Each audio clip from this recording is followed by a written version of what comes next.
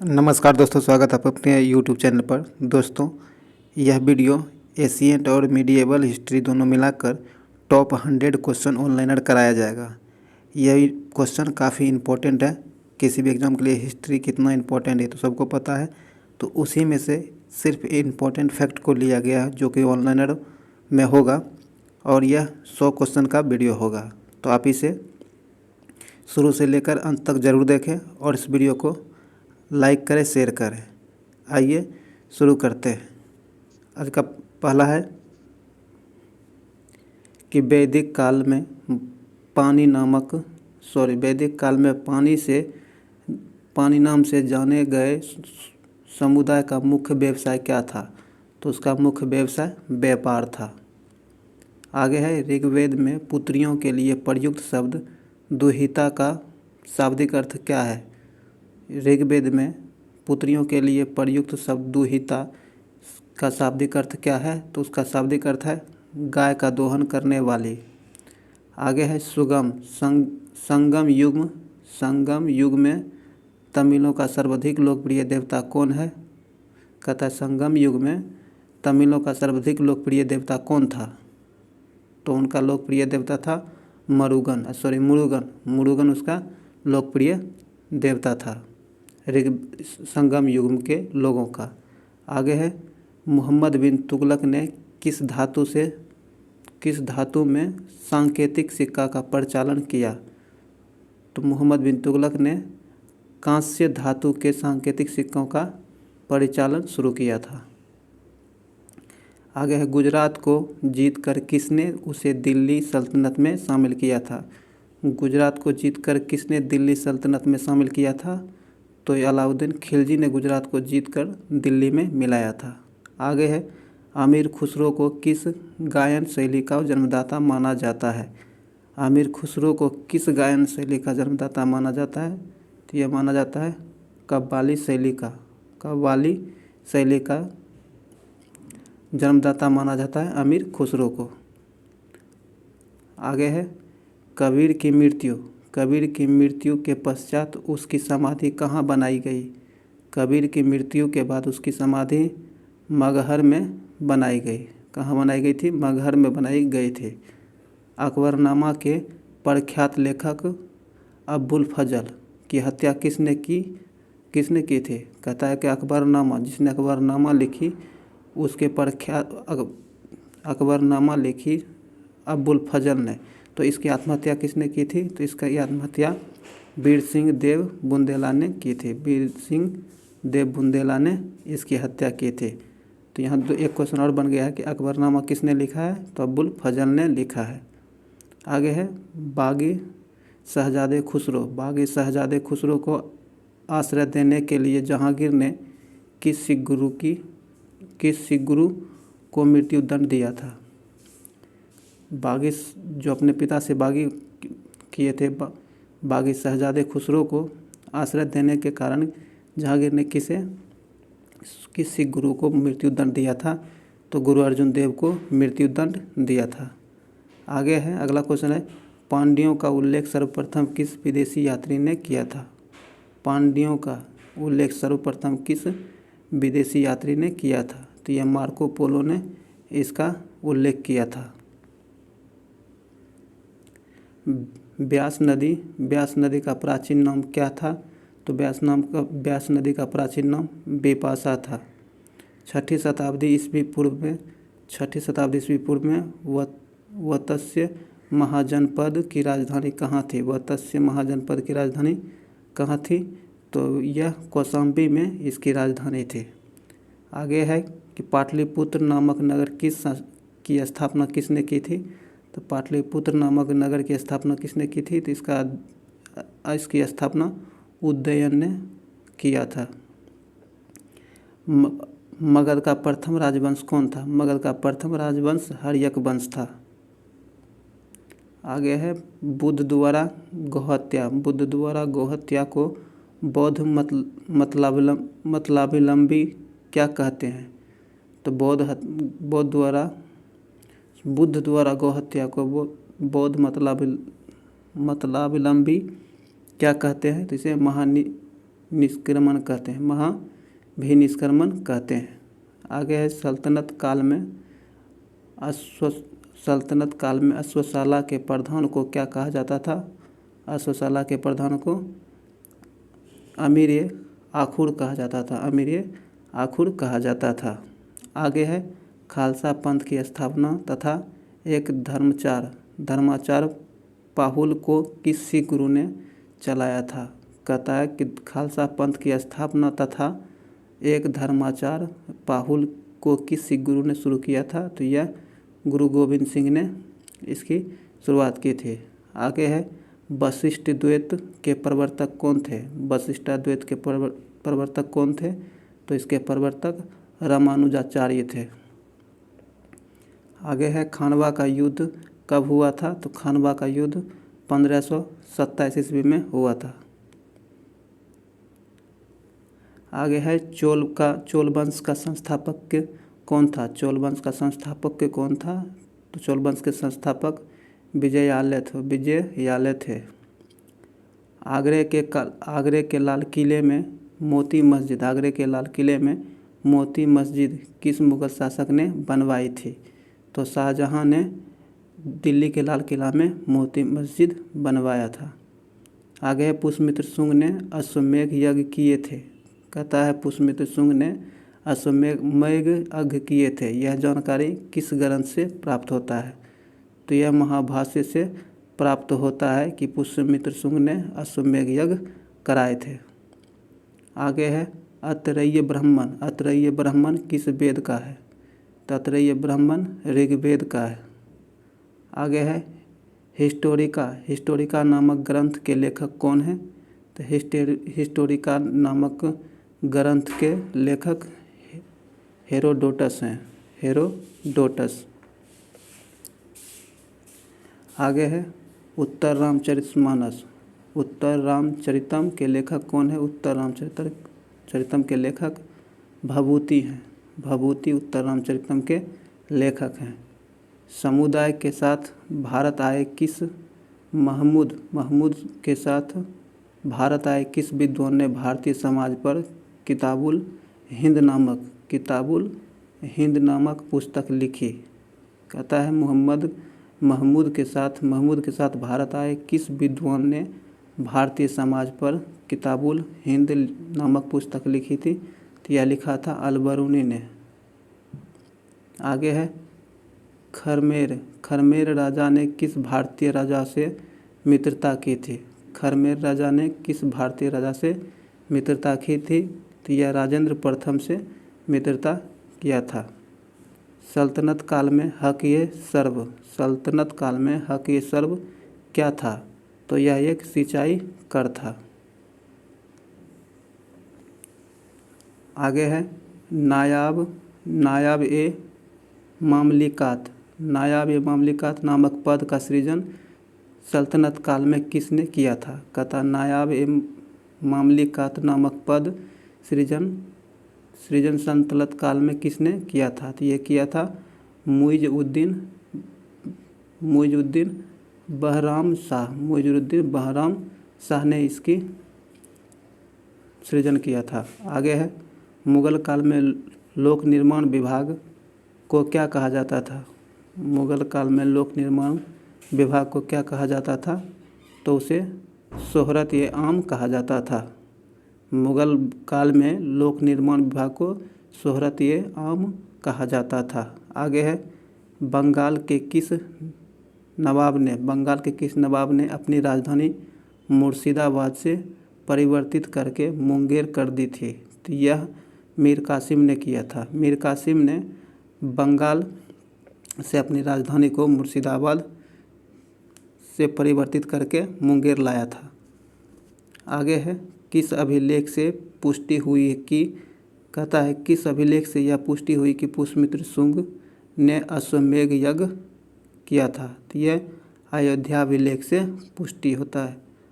अयोध्याभिलेख से यह पुष्टि हो पाता है कि पुष्यमित्र शुंग अश्वमेध यज्ञ कराए थे। आगे है गिरनार में सुदर्शन झील का निर्माण किस शासक ने करवाया था? तो यह करवाया था चंद्रगुप्त मौर्य ने। चंद्रगुप्त मौर्य ने गिरनार में सुदर्शन झील का निर्माण करवाया था। आगे है मेगास्थनीज। मेगास्थनीज की पुस्तक इंडिका के अनुसार मौर्य समाज कितने वर्गों में बटा था। कहता है कि मेगास्थनीज जिन्होंने कि इंडिका पुस्तक को लिखा था, तो इसके अनुसार मौर्य समाज कितने वर्गों में बांटा था। तो मौर्य समाज 7 वर्गों में बांटा था। तो उसमें से 7 था दार्शनिक, कृषक, सैनिक, चरवाहे, शिल्पी, न्यायाधीश और पार्षद। ये 7 वर्गों में बटे थे। मेगास्थनीज के अनुसार से मौर्य समाज 7 वर्गों में बटा हुआ था। आगे है कनिष्क की राजधानी कहाँ थी। तो कनिष्क की राजधानी पुरुषपुर पेशावर में थी। आगे है नरसिंह वर्मन द्वितीय। नरसिंह वर्मन द्वितीय ने जिसकी उपाधि राजसिंह थी, कांची में किस मंदिर का निर्माण कराया। कहता नरसिंह वर्मन द्वितीय जिसकी उपाधि राजसिंह थे, कांची में किस मंदिर का निर्माण करवाया था। तो इन्होंने कैलाश मंदिर का निर्माण कांची में करवाया था। आगे है एलोरा के प्रसिद्ध कैलाश मंदिर का निर्माण किसने करवाया था। कहता एलोरा के प्रसिद्ध कैलाश मंदिर का निर्माण किसने करवाया था। तो यह निर्माण राष्ट्रकूट शासक कृष्ण प्रथम ने करवाया था। एलोरा के कैलाश मंदिर का निर्माण राष्ट्रकूट शासक कृष्ण प्रथम ने करवाया था। आगे है शेरशाह का मकबरा कहाँ स्थित है। तो शेरशाह का मकबरा सासाराम में स्थित है। अगला है सातवाहन वंश का महानतम शासक कौन था। सातवाहन वंश का महानतम शासक कौन था। तो गौतमीपुत्र सतकर्णी थे। गौतमीपुत्र सतकर्णी सातवाहन वंश का महान शासक था। आगे है पहली बार किस अधिनियम के तहत गवर्नर जनरल की कार्यकारी परिषद में विविध निर्माण के उद्देश्य से किसी भारतीय को मनोनीत किया गया था। कहता है कि पहली बार किस अधिनियम के तहत से गवर्नर जनरल की कार्यकारी परिषद विधि निर्माण के उद्देश्य से किसी भारतीय को मनोनीत किया गया था। तो भारतीय काउंसिल अधिनियम 1861 के तहत ऐसा किया गया था। आगे है लोथल कहाँ स्थित है। तो वर्तमान में लोथल गुजरात में स्थित है। कहाँ स्थित है। गुजरात में स्थित है। आगे है प्रसिद्ध पारसी त्यौहार नरोज किस शासक ने प्रारंभ किया था। कहता है प्रसिद्ध पारसी त्यौहार जो कि नरोज है किस शासक ने प्रारंभ किया था। तो इसका प्रारंभ बलबन ने किया था। किसने किया था। बलबन ने किया था। आगे है किस गवर्नर जनरल के काल में अंग्रेजी उच्च शिक्षा का माध्यम तथा सरकारी कामकाज की भाषा के रूप में स्वीकार की गई थी। कहता किस गवर्नर के काल में अंग्रेजी उच्च शिक्षा का माध्यम बना तथा सरकारी कामकाज की भाषा के रूप में भी स्वीकार किया गया था। तो यह विलियम बेंटिंक के कार्यकाल में हुआ था। आगे है दिल्ली के लाल किले के अंदर मोती मस्जिद का निर्माण किसने करवाया था। तो दोस्तों ऊपर जहांगीर था गलत है, ये औरंगजेब ही इसका सही आंसर है। दिल्ली में के लाल किले में मोती मस्जिद का निर्माण औरंगजेब ने करवाया था। आगे है सांची का स्तूप किस वंश के काल में बनवाया गया था। कहता सांची का स्तूप किस वंश के काल में बनवाया गया था। तो ये मौर्य वंश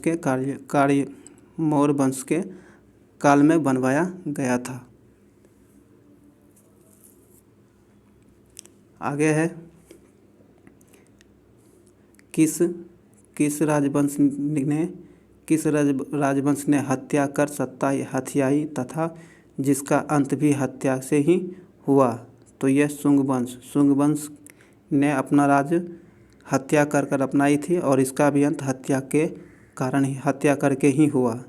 आगे है हाथी गुफा अभिलेख में किसकी उपलब्धियों का विवरण किया गया है। कहता हाथी गुफा अभिलेख में किसकी उपलब्धियों का वर्णन किया गया है। तो ये खारवेल की उपलब्धियों का वर्णन हाथी गुफा में मिलता है। आगे है सिराजुद्दौला के साथ अंग्रेज़ों ने कौन सी संधि की थी? सिराजुद्दौला के साथ अंग्रेज़ों ने कौन सी संधि की थी? तो अंग्रेज़ों ने सिराजुद्दौला के साथ अलीनगर की संधि की थी। कौन सी संधि की थी? तो अलीनगर की संधि अंग्रेज़ों ने सिराजुद्दौला के साथ किए थे। आगे है नरेंद्र मंडल की स्थापना का सुझाव किस में था? तो यह चेम्सफोर्ड सुधार में था। चेम्सफोर्ड सुधार में नरेंद्र मंडल की स्थापना का सुझाव। आगे है धन निकास के सिद्धांत का प्रतिपादक कौन थे? तो धन निकास के प्रतिपादक दादाभाई नौरोजी थे। कौन थे? दादाभाई नौरोजी थे। अगला है सल्तनत काल में किले की सेना के खर्च के लिए निर्धारित भूमि को क्या कहा जाता था? मफरूज कहा जाता था। क्या कहा जाता था? मफरूज कहा जाता है। कहता है सल्तनत काल में किले में जो सेना तैनात होते थे उसके खर्च के लिए एक भूमि निर्धारित की जाती थी और उस भूमि को मफरूज कहा जाता था। आगे है सल्तनतकालीन प्रांत की सेना क्या कहलाते थे? कालीन प्रांत की सेना क्या कहलाती थी? यह हस्मे उतराफ कहलाता था।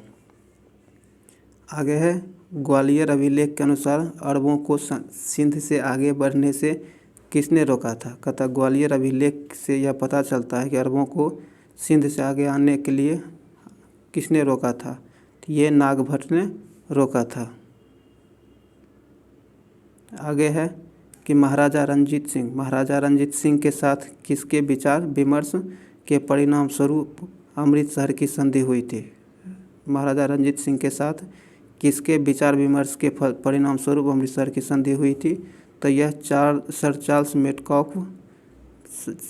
मेटकॉफ के विचार विमर्श से अमृतसर की संधि हो पाई थी। आगे है किस शासक के शासनकाल में बहमनियों ने अपनी राजधानी गुलबर्ग से हस्तांतरित कर बीदर बनाई? कहता है किस शासक के शासनकाल में बहमनियों ने अपनी राजधानी गुलबर्ग से हस्तांतरित कर बीदर बनाई? तो यह अहमद शाह के शासनकाल में यह हुआ।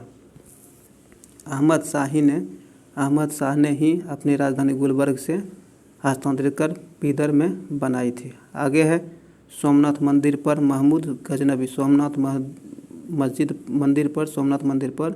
महमूद गजनबी के आक्रमण के समय वहाँ के शासक कौन थे? तो उस समय वहाँ के शासक भीम प्रथम थे। कौन थे? भीम प्रथम थे। आगे है फतुहा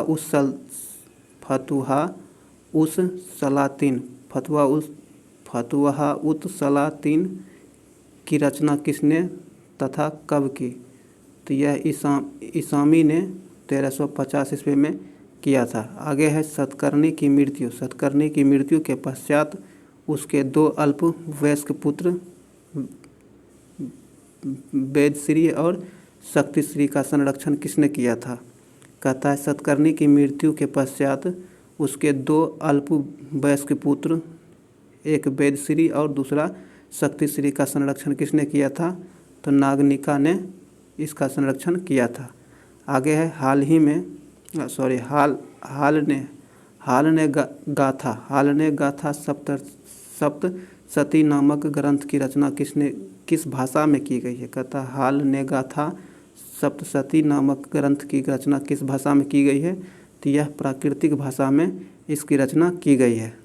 आगे है कौन सा शासक प्रत्येक 5वें वर्ष प्रयाग में धार्मिक सम्मेलन किया करता था? तो हर्षवर्धन हर 5 वर्ष के बाद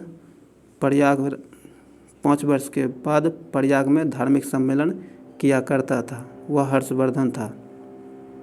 आगे है कि भुवनेश्वर तथा पुरी के मंदिर किस शैली में निर्मित है?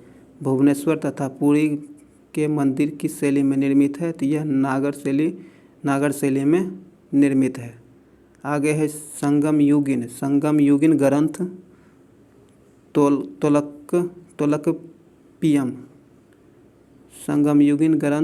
तोलकपियम किस भाषा से संबंधित है? तो यह व्याकरण और काव्य से संबंधित है। आगे है सोनगिरी। सोनगिरी का ऐतिहासिक दिगंबर जैन तीर्थ स्थल किस राज्य में है? सोनगिरी का ऐतिहासिक दिगंबर जैन तीर्थ स्थल किस राज्य में है? तो यह मध्य प्रदेश राज्य में स्थित है। आगे है महाराष्ट्र में गणपति पर्व का श्री गणेश राष्ट्रीय चेतना लाने के लिए किसने किया था? तो यह बाल गंगाधर तिलक ने इसकी शुरुआत की थी। आगे है सर्व कर किस पर लगाया जाता था? ये सर्व कर किस पर लगाया जाता था? तो ये सिंचाई पर लगाया जाता था। आजीवक संप्रदाय के संस्थापक कौन थे? आजीवक संप्रदाय के संस्थापक कौन थे? तो यह थे मखली गोसाल। मखली गोसाल आजीवक संप्रदाय के संस्थापक थे। आगे है अंग्रेज़ों के शासनकाल में भारत के आर्थिक दोहन के सिद्धांत का प्रतिपादन किसने किया था? तो यह दादा भाई नौरोजी ने poverty and un-British rule in India नामक अपनी पुस्तक में किया है। आगे है रोलेक्ट एक्ट भारत में कब लागू किया गया था? तो रोलेक्ट एक्ट भारत में 1919 में लागू किया गया था।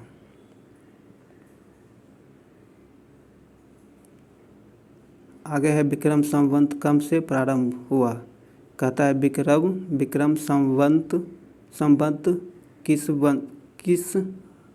वर्ष से प्रारंभ हुआ है? तो यह 58 वर्ष पूर्व से प्रारंभ हुआ है। बनावली एक प्राचीन स्थल है। बनावली एक प्राचीन स्थल है जहाँ 1973 से 74 ईस्वी की खुदाई में सिंधु सभ्यता के अवशेष मिला। यह स्थल भारत के किस राज्य में स्थित है? कहता है बनावली एक प्राचीन स्थल है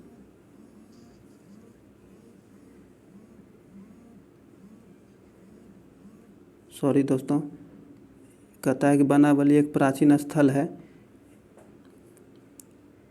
यह 1973 से 74 की खुदाई में सिंधु सभ्यता अवशेष मिला। यह स्थल भारत के किस राज्य में स्थित है? तो यह हरियाणा राज्य में स्थित है। आगे है सिंधु सभ्यता में खोपड़ी की शल्य चिकित्सा का सुनिश्चित साक्ष्य कहाँ से मिला है? कहता है सिंधु सभ्यता में खोपड़ी का शल्य चिकित्सा का सुनिश्चित साक्ष्य कहाँ से मिला है? तो यह कालीबंगा से मिला है। कहाँ से मिला है? कालीबंगा से मिला है। आगे है ऋग्वेद में ऐसी कन्याओं के उदाहरण भी मिलते हैं जो दीर्घकाल तक अथवा आजीवन अविवाहित रही थी। ऐसी कन्याओं को क्या कहते हैं?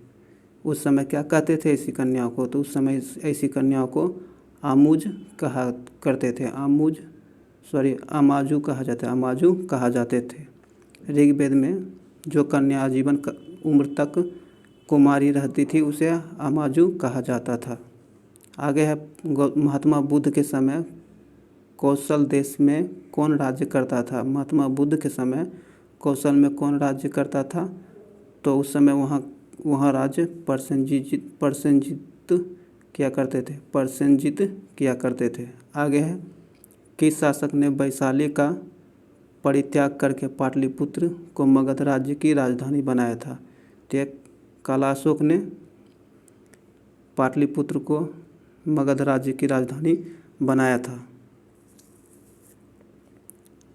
आगे है अशोक के किस शिलालेख में कलिंग युद्ध अशोक के किस शिलालेख में कलिंग युद्ध का वर्णन है?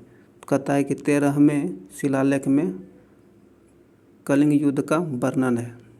इस युद्ध से अशोक में भारी परिवर्तन हुआ। आगे है पुष्यमित्र शुंग ने किस शासक की हत्या करके पाटलिपुत्र की गद्दी पर अधिकार किया था? पुष्यमित्र शुंग किस शासक की हत्या करके पाटलिपुत्र की गद्दी पर अधिकार किया था? तो यह बृहद्रथ की हत्या करके पाटलिपुत्र की गद्दी पर अधिकार किया था। आगे है 40 गुलामों के दल का विनाश किसने 40 गुलामों के दल का विनाश किस सुल्तान ने किया था? तो इसका बलबन ने इसका विनाश किया था। 40 गुलाम के दलों में इसमें 40 सदस्यीय लोग होते थे जो कि राजाओं के कहने पर चला करता था। आगे है दिल्ली सल्तनत का अंतिम शासक कौन था? दिल्ली सल्तनत का अंतिम शासक इब्राहिम लोदी थे। कौन थे? इब्राहिम लोदी थे। दोस्तों ये वीडियो यहीं समाप्त करते हैं, मिलेंगे अगले वीडियो में। अगर अभी तक आपने इस चैनल को सब्सक्राइब नहीं किया तो सब्सक्राइब कर ले, घंटी दबा लें ताकि आने वाले वीडियो का नोटिफिकेशन आपको आसानी से मिल सके। और इस वीडियो को लाइक शेयर ज़रूर करें। मिलते हैं अगले वीडियो में। जय हिंद।